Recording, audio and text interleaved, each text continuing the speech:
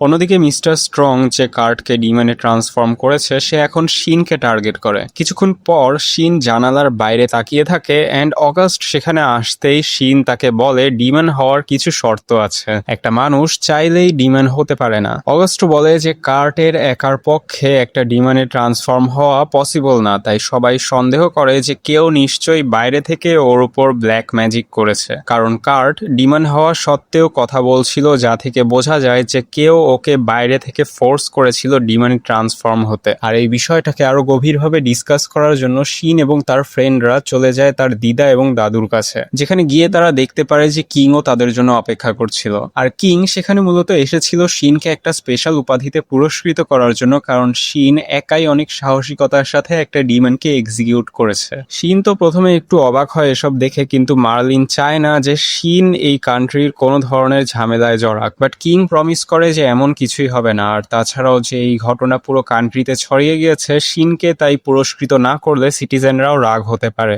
যা শুনে মার্লিন আর মেলিডা কোনো মতে রাজি হয়ে যায়। পরদিন শহরের সবাই শিনকে দেখে হিরো বলে ডাকতে থাকে, আর স্পেশালি মেয়েরা তো শিনের ওপর থেকে নজরই সরাতে পারছিল না। কিন্তু সিসিলিনকে শিনের সাথে দেখে সবাই তো ধরেই নেয় যে হয়তো তারা অলরেডি একটা রিলেশনে আছে, যা শুনে সিসিলিনের মুখটাও হালকা লাল টমেটোর মতো হয়ে যায়। কিছুক্ষণ পর স্কুলে ক্লাসের সব স্টুডেন্টরা শিনের ম্যাজিক স্টাডি ক্লাবে জয়েন হওয়ার জেদ ধরে বসে, যা দেখে টিচার তো একটু কনফিউজ হয়ে পড়ে যে উনি কাকে রেখে কাকে জয়েন করাবে, যার জন্য পরে উনি ডিসাইড করেন যে যারা ডাইমেনশনাল স্পেস ম্যাজিক ইউজ করতে পারে শুধু তাদেরকেই জয়েন করা হবে। যার পর দেখা যায় যে মাত্র 2 জনই ওই ক্লাবে জয়েন হতে পেরেছে। প্রথম জন হলো মার্ক, যে কিনা একজন কামারের ছেলে, এবং তার ফ্রেন্ড অলিভিয়া, যার ফ্যামিলি কিনা একটা রেস্টুরেন্ট চালায়। এমনকি দেখা যায় যে ওই ক্লাবের কয়েকজন অলরেডি সেই রেস্টুরেন্টের বিশাল ভক্ত, যা দেখে অলিভিয়া প্রমিস করে যে সে তাদের জন্য একটা টেবিল রিজার্ভ করে রাখবে। কিছুক্ষণ পর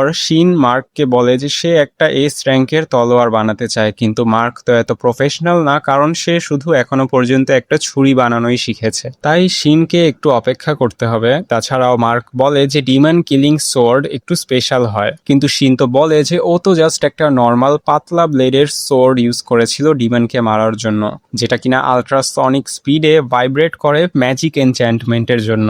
বাট ওই সোর্ডগুলো অনেক পাতলা হওয়ায় সহজেই ভেঙে যায়, আর এই জন্যই সে তার সোর্ডটাকে আরেকটু আপগ্রেড করতে চাচ্ছিল।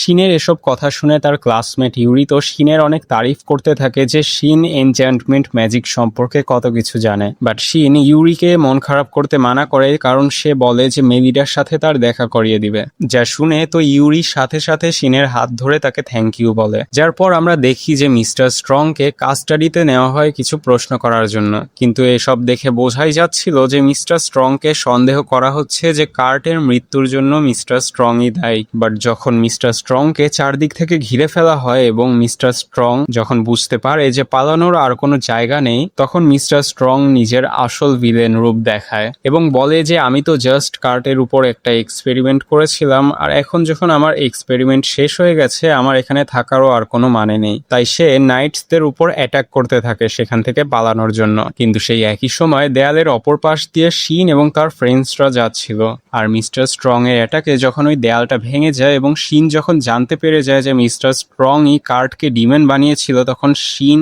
সাথে সাথে মিস্টার স্ট্রং এর উপর ব্লু ফ্লেমস দিয়ে অ্যাটাক করে। বাট মিস্টার স্ট্রং তার শিল্ড দিয়ে ওই অ্যাটাকস গুলো ডজ করে ফেলে, এমনকি শিনের করা বাকি অ্যাটাক গুলোও সে কোনোভাবে ডজ করে ফেলছিল। কিন্তু তারপরও শিন নিজের সোর্ড দিয়ে অ্যাটাক করতে থাকে, বাট লাভ হয় না, যা দেখে শিন আর্থ ম্যাজিকের ইউজ করে স্ট্রংকে আটকানোর জন্য। কিন্তু সে তো অবাক হয়ে যায় এটা দেখে যে মিস্টার স্ট্রং ফ্লাইং ম্যাজিকও ইউজ করতে পারে। বাট শিনও তার ফ্লাইং বুটস ইউজ করে উপরে ওঠে আর স্ট্রংকে তার সোর্ডের একটা অ্যাটাক গায়ে লাগিয়ে দেয়।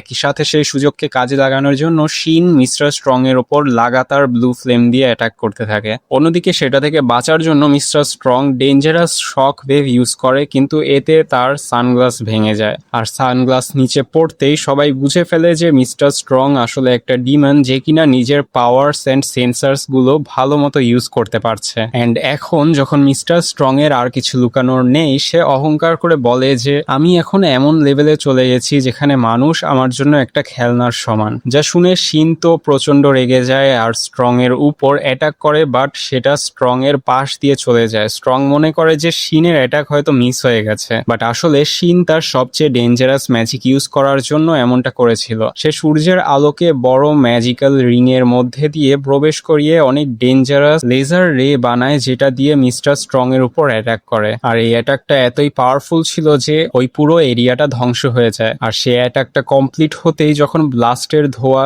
চারদিক থেকে পরিষ্কার হতে থাকে, তারা দেখতে পায় যে ওই জায়গায় সূর্যের প্রচন্ড তাপের জন্য ফ্লোর সম্পূর্ণ ক্রিস্টালাইজ হয়ে গিয়েছে। কিন্তু এত কিছুর পরও যখন স্ট্রং এর বডি শিন খুঁজে পায় না, তখন তার মনে সন্দেহ রয়ে যায় যে স্ট্রং হয়তো এখনো বেঁচে আছে। যার পর সেখানে রয়্যাল নাইটস এর ক্যাপ্টেন এন্ড কমান্ডার চলে আসে শিনের সাহসিকতার প্রশংসা করতে। কিন্তু ওই কমান্ডার যখন শিনের কাছে জানতে চায় যে সে এত পাওয়ারফুল ম্যাজিক স্পেল কিভাবে ইউজ করলো, এন্ড শিন যখন সব ভেঙে ভেঙে বলতে থাকে, শিনের সব এক্সপ্লেনেশন তাদের মাথার উপর দিয়ে যায়।